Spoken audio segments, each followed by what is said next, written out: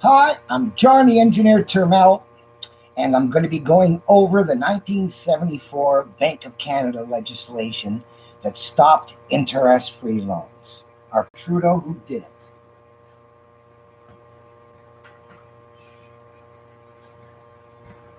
Okay, how did I get into this? Well, in the early years, I was known as the gambler, and I used to run underground casino games, and I kept getting busted, and I got tired of being busted for gambling. So in 1979, I decided to run for parliament to legalize gambling. Now, people asked me about inflation during that campaign. And so I started thinking, what about inflation that happens with the government's money and doesn't happen with the casino chips in my casino? So I did an engineering analysis and I figured out mortgage means debt 10. Everybody will live in at the end of the year. And at the end of the year, there's only enough money for 9 out of 10 to survive. 10th guy gets bet so the other guys can pay their interest. So I said, wow.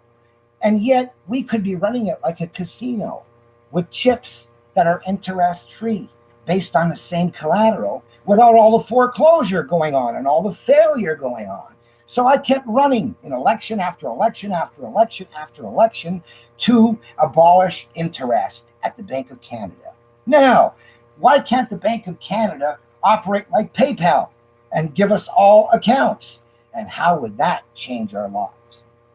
Well, I wrote a poem. Now, first of all, for the math, if you got 10 guys who all borrow 10, and let's say they all promise to pay back 20, well, at the end of the game, only half the guys can pay back double.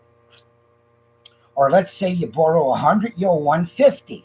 Well, at the end of the game, only 2/3 pay back the 50 extra, with 1/3 being knocked out. So I came up with a simple equation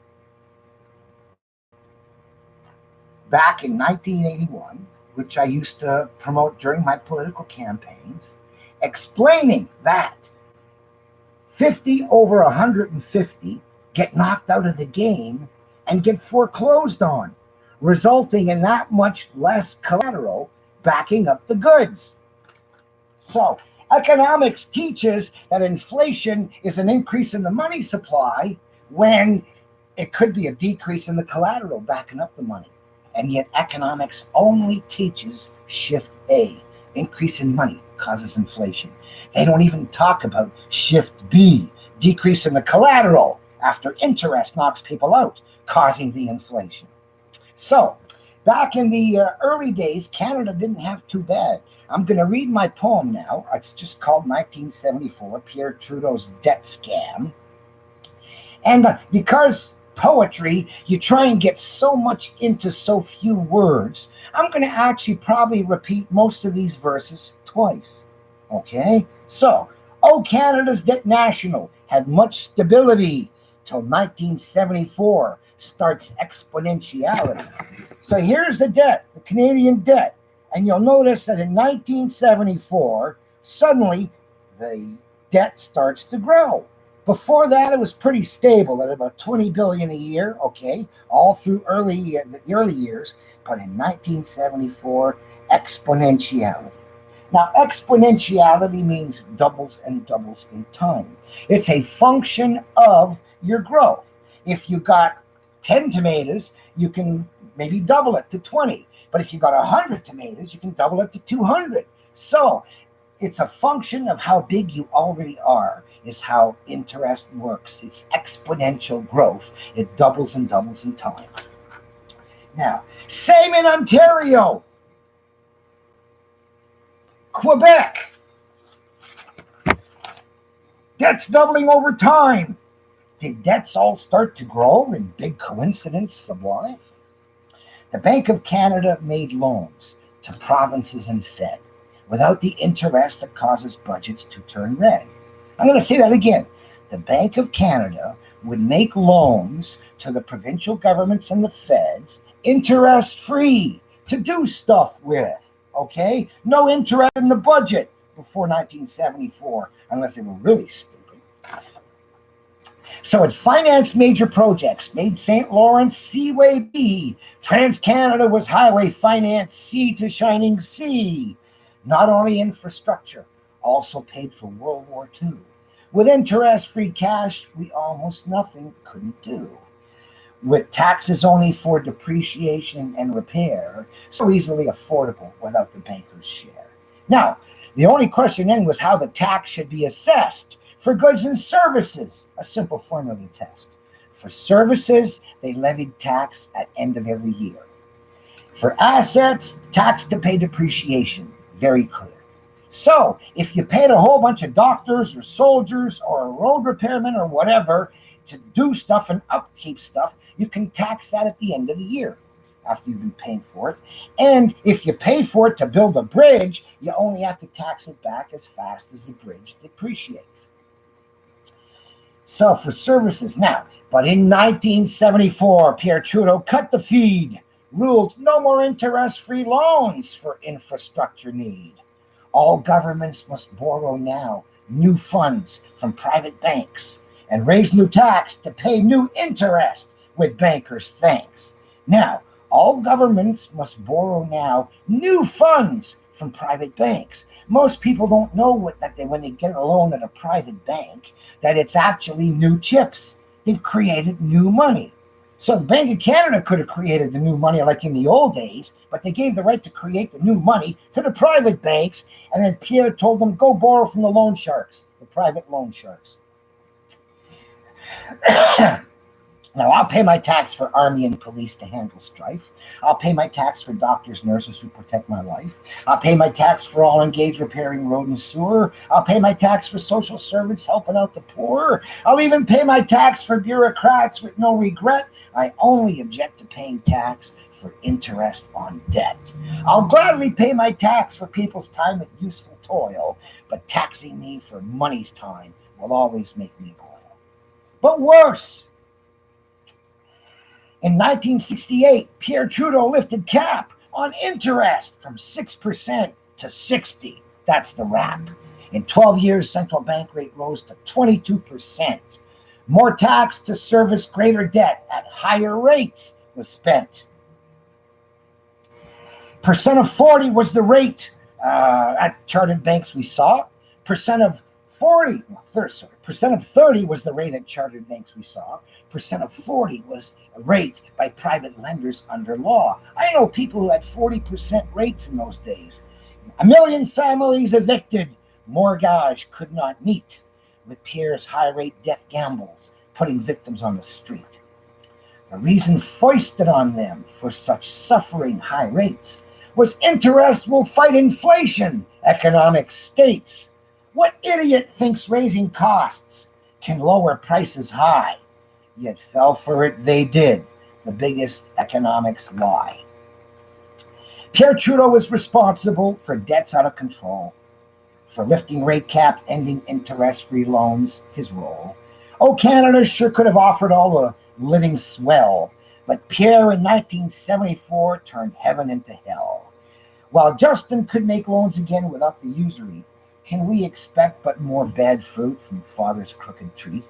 An engineering dropout, beta boy though blooded blue, like dad a silver spooner with for numbers talents few. Our taxes disappears over 40 years ago for interest on Trudeau's debt we didn't have to owe. If we got back $2 trillion taxed since Pierre helped banks us fleece, reversing algorithm gets back 60 grand apiece.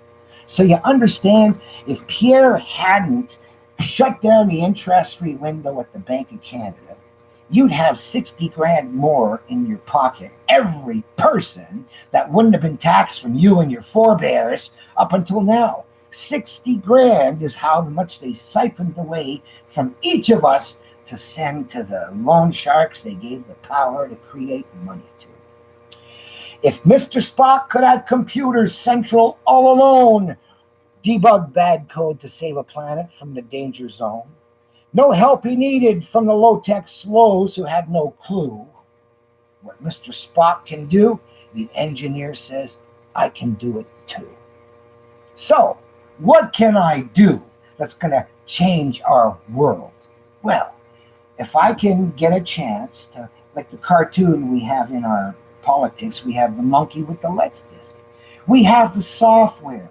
We can pull a Spock move. We can install the interest-free, time-based collateral software at the Bank of Canada. Now, what would that do for you and your family and your neighbors and your kids? Now, first of all, with everybody all of a sudden having an interest-free credit card, is anybody going to mug you for your phone when they can go buy their own? Is anybody going to mug you for your shoes when they can go buy their own? I mean, how many people are going to keep worrying about being mugged when muggers don't have a reason to mug you no more? They got a credit line at the Bank of Canada. Then they can do their best to pay it back without necessarily going into crime. So that would allow so much change because it would basically put the money in the hands of the people to decide where they're going to spend it.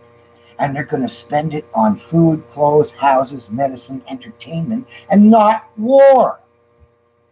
So once people can compete for credit with the governments and the war makers, they won't last for long.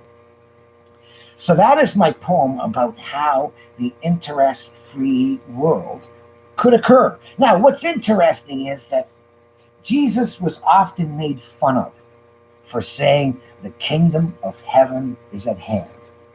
And people 100 years later were saying, ha, ha, ha, still got the Roman Empire. We're still enslaved. He said it was at hand and nothing happened. But don't forget, loan sharking in his parable of the talents and the minas, where the loan shark rules. And he says the kingdom of heaven is like hell. And it is, because all you got to do is stop the loan sharking, and suddenly what was hell, an era, would be a heavenly era.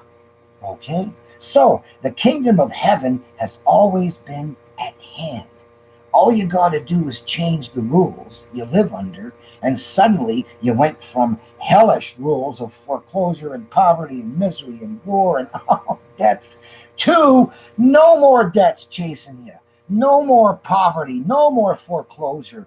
Everybody getting into the entertainment or service industry as robots take over all the boring stuff. So a whole new kind of a heavenly world coming as soon as we get access to credit at the Bank of Canada. So that is why 2 elections ago, I came up with a dream team of candidates whom I thought would support the Let's program at the Bank of Canada. And in the last election, I found 11 small political parties to get together and all endorse Bank of Canada accounts.